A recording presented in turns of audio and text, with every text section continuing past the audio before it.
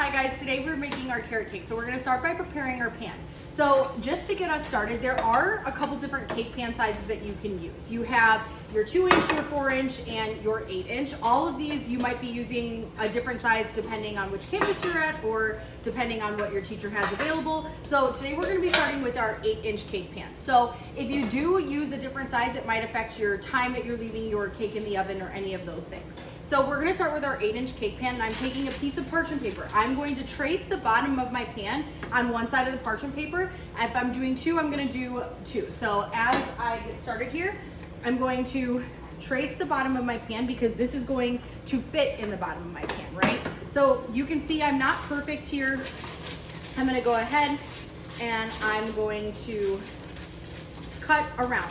And after I cut this out, I'm going to take Crisco and I am going to be coating the bottom of my pan. So I want my little circle to fit in the bottom, but maybe even be a little bit smaller than my pan so that it covers all the edges. So I'm going to take out my Crisco. I'm gonna put a pair of gloves on so I don't get gross. You might also have spray that you're doing this with.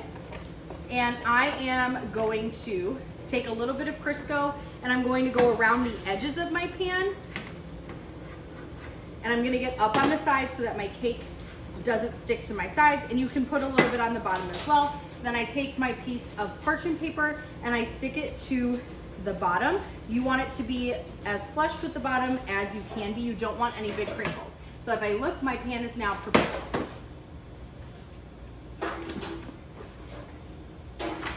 Now I'm gonna go ahead and I'm going to go into making my cake. So I'm gonna have two different sets of bowls. One is going to be all for my liquid and one is going to be all for my dry. So I went ahead and have everything ready for my dry ingredients. I'm first gonna start off by putting all of my flour. So I should have 8 ounces of flour. And then I have 8 ounces of sugar. And then I'm going to be adding my baking powder, my cinnamon, and my salt, and my baking soda. So I have a lot of different things going on in this one, but obviously cinnamon is for flavor, and my baking soda, baking powder are for my leavening agents. I'm gonna take these and I'm just going to give them a nice mix or whisk around depending on what you have so that all my ingredients are equally combined. From there, in my liquid bowl, I'm going to go ahead and I'm going to add in my 2 eggs, and I'm going to add in my oil. And while I have one person that's setting all these bowls up for me, so we're putting together our food processor. So I'm first gonna start with the bowl, and I'm going to make sure that this twists and locks into place. You're gonna hear a lock. Then you're gonna have this little stick that comes out of the top. This is attachment so that our plate or our top that has our grater inside can rest on top and make sure that it can move. So the big thing here is if all of this is not put together correctly, your food processor will not turn on and it will not rotate. So the last step here is we put our lid on and it should lock into place. Again, you hear a lock. So on all food processors, they have this piece where this helps us push our food down if we need. So we're doing 8 ounces of carrot. I've cut my ends off and I've peeled my carrot. I'm gonna start on low, and you can see that I start to go. I'm going to use and push down, and I will get my 8 ounces. All right, so we just finished our grating our carrots. So we are going to now take all of our carrots and we're gonna put them in with our liquid mixture. So if you are the person who is washing the food processor, the blades are very sharp, right? They are supposed to be used for large amounts or high quantities, things like that, also helping you grate foods. So they have a lot of sharpness. Make sure whoever is washing is being careful and not rubbing your hand the opposite way of the blade.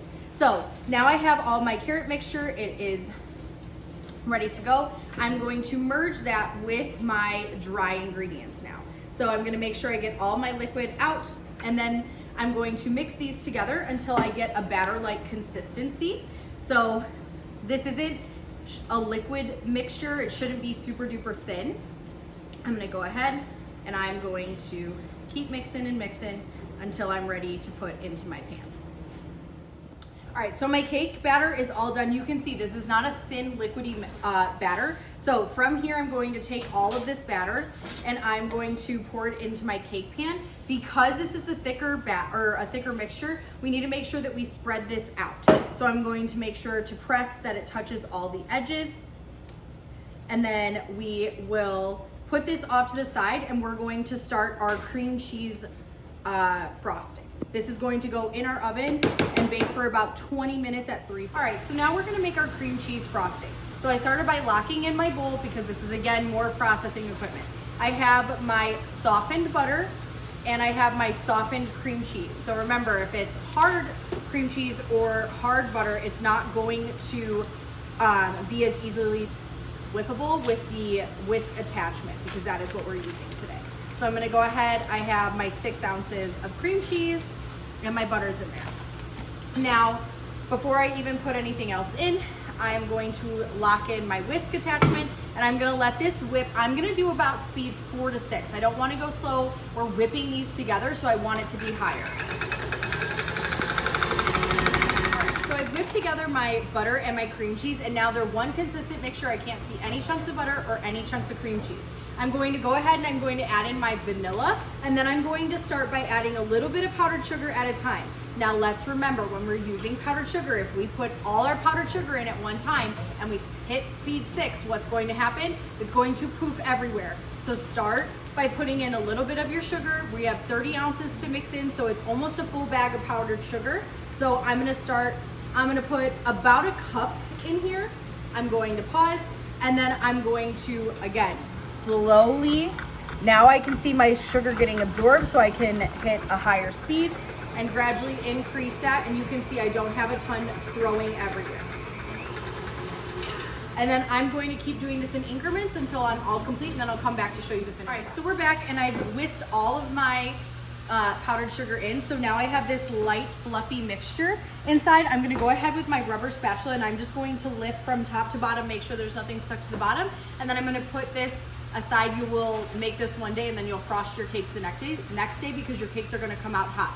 So on day 3, I'll show you how we put together our cake and we frost. All right, hi guys, so I'm back on day 3 of my carrot cake. So I have my cake turntable here, I have my straight edge spatula ready, and I have this little cardboard piece of paper that I'm going to put my cake on. So I went around with my straight edge spatula and went around the corners of my cake so that it will come out. So I'm going to knock it out, and then if you look, here's that piece of parchment paper that I had. So we're gonna be kind of doing a crumb coat today. So with that, I'm going to take my cake and I'm going to cut it directly in half, and I'm going to move one off to the side, and I'm going to keep this guy on here. And with that, I'm going to flip him over so that I'm looking at that done side of the cake. I am going to be putting this piece of cake on top, but first I'm going to be putting some frosting in the center. So I'm gonna go ahead, I don't know why I'm holding my cake, I can hold my pan or my tray. So I'm going to come around and I'm going to use my straight edge spatula just to put a little bit of frosting in the center to kind of hold my 2 cakes together. So as I'm doing this, I'm trying to make sure I have an even layer all the way around.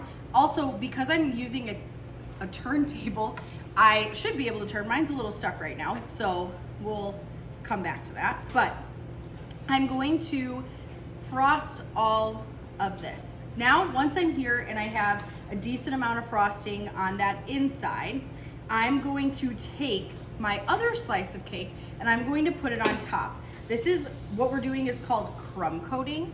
So as you can see, now I have my 2 cakes. The reason that I put this inner layer on top is so that I have this nice smooth texture to the rest of my cake.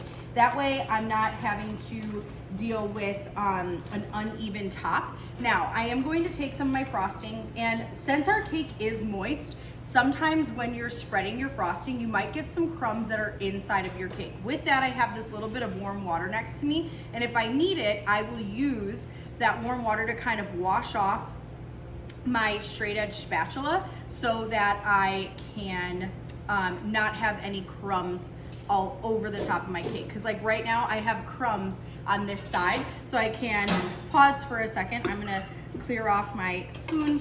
I'm going to wipe off my straight edge spatula. I have this towel over here. I'm just going to smooth out, and then I will keep going until my entire cake is frosted. All right, so I've just finished. I've been kind of using my straight edge spatula with a little bit of water to kind of go around and help thin out that frosting so I can get all edges of my cake. So now I've gone around and you can see I have a pretty crumb coating all the way around, and then you guys can obviously top this with whatever other frosting that you have if you want to do a design after.